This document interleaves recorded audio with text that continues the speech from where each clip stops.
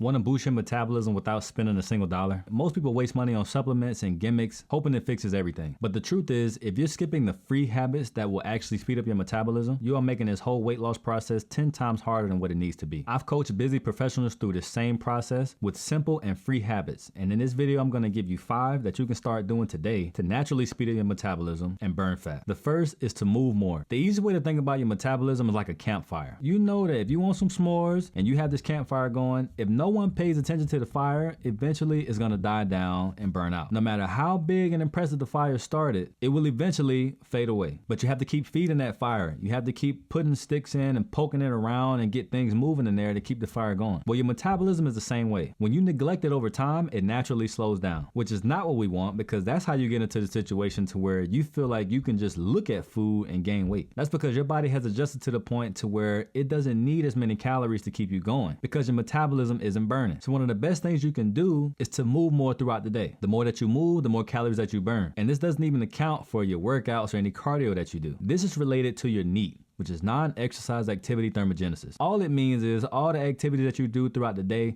that aren't directly related to workouts and cardio and things like that. So things like walking up the stairs or parking further away at Costco so you can stop fighting with people for the first parking spot, or pacing while you're on the phone during the workday, or getting up every hour and doing some stretching so you're not sitting too much. These type of movements may seem small, but when you do them consistently throughout the day, you'll be surprised at how many calories you can burn by the end of the week. So focus on activity level before you even worry about trying to optimize your workout and optimize your cardio. Number 2, eat protein at each meal. Before I started taking my nutrition seriously, I had a very carb-heavy diet. I'm sure you probably struggle with the same thing because carbs are just everywhere. And even though I would still try to choose better sources of carbs like oats and sweet potatoes, they were still carb. And I wasn't seeing the changes in my metabolism that I wanted. And that's because I didn't understand the thermic effect of food. That just means that every type of food takes some form of energy to digest. Now, some foods take a lot of energy while other foods don't. For example, carbs are 4 calories per gram with a thermic effect of 5 to 10%. So if you would eat 100 calories of carbs, your body only uses 5 to 10 calories to digest those carbs because carbs are easy for your body to break down. Now, fats are even worse. Fats are 9 calories per gram with a thermic effect of 0 to 3%, which means if you eat 100 calories of fat, your body uses almost 0 calories to digest it because it's even easier for your body to process. Now, when we talk about protein, protein has 4 calories per gram with a thermic effect of 20 to 30%.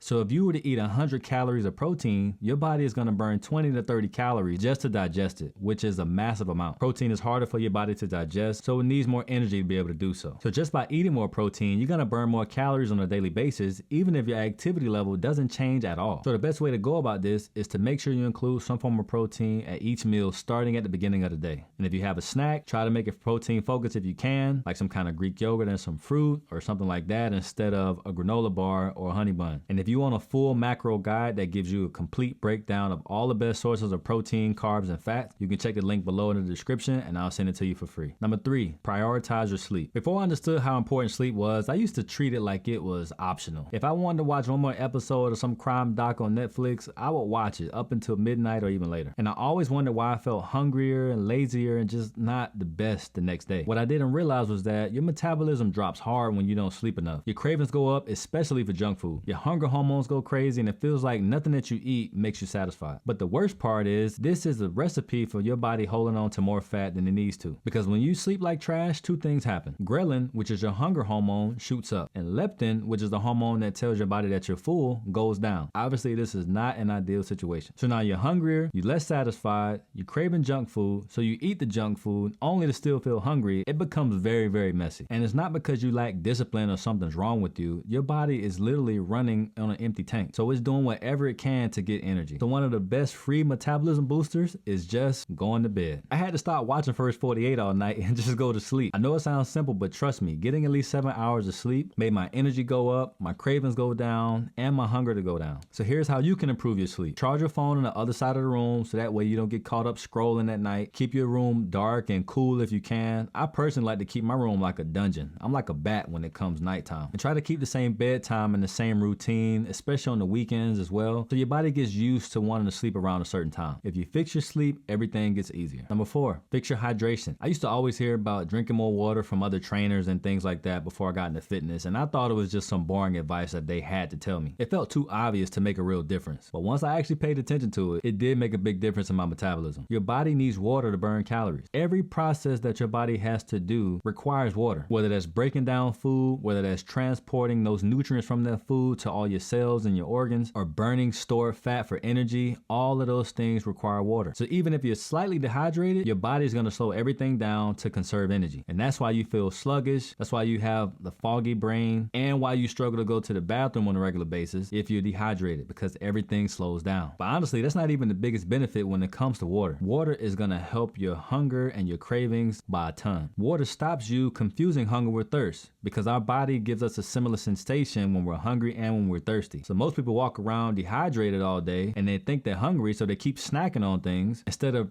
fixing the core issue, which is just drinking more water. When you do this, you'll see that your snacking is going to drop, your cravings are going to drop, and you're going to have more control over your hunger throughout the day. So an easy way to do this is to sip water as soon as you wake up. You spent the whole night sleeping, your body releases a lot of water when you're sleeping, so you're going to wake up feeling dehydrated anyway, so you might as well take advantage of it once you wake up. Drinking water first thing in the morning also jumpstarts your metabolism. It gets your body going, gets your body warmed up, and it does a much better job of that compared to drinking caffeine in the morning. So the goal is to work up to half your body weight in ounces of water per day. If you can do that, you're gonna be great. You don't need a gallon and a half of water every day. You don't need that much. Half your body weight in ounces and you'll be fine. Now, water sounds simple, but it's one of those habits that if you start doing right now, you'll see an immediate impact. Number 5 is manage your stress level. One of my clients hit a plateau at about 3 months of us working together. She's one of the more consistent clients that I have, but she hit this point where her body weight would just not change for like 3 weeks. So as I'm talking to her to see what may be going wrong, I'm checking with her on her plan. She's hitting her calories, hitting her protein, she's doing her steps, she's doing her workouts. I mean, she was doing everything she was supposed to do. But then I kept talking to her and she mentioned something that gave me a clue as to what was going on. She mentioned that she really started to hate her job, that her boss was super toxic, that she would even start to feel nauseous before she had to go to work, and it was really starting to wear her down. And that's when I knew that the trouble that she was having had nothing to do with her being consistent with her plan. It had everything to do with her stress level. That's because high stress equals high cortisol, and cortisol directly affects your metabolism. It increases cravings, it slows down digestion, and it makes your body store more fat, especially around the midsection. That sounds pretty familiar, right? The same thing that happens when you don't sleep well. But once she was able to get out of that job, it was like everything that she was working on caught up at once, and she saw a big drop in the scale in less than a week. Her bloat started to come down, her stomach started to flatten out, all because she got out of that stressful job. So when it comes to stress, I'll be honest, and I'll tell you that it's not always so simple to just say, don't be stressed. You know, you work in a busy schedule, got kids running around, they might be fighting at night when you want to go to sleep. It's a lot of things that go on a day-to-day basis where it's not so simple to just say don't be stressed. So one thing I like to focus on, that I recommend as well, is to focus on deep breathing even when you're not in a stressful situation. Just practice it in the morning before your day starts. Take some deep breaths in and deep breaths out just to get your nervous system to calm down before you even get the day started. And obviously things like walks, especially walks outside, being active, doing your weight training is going to help your stress levels a lot. Weight training specifically is going to help your stress levels because you're putting your body under controlled stress when you're lifting weights,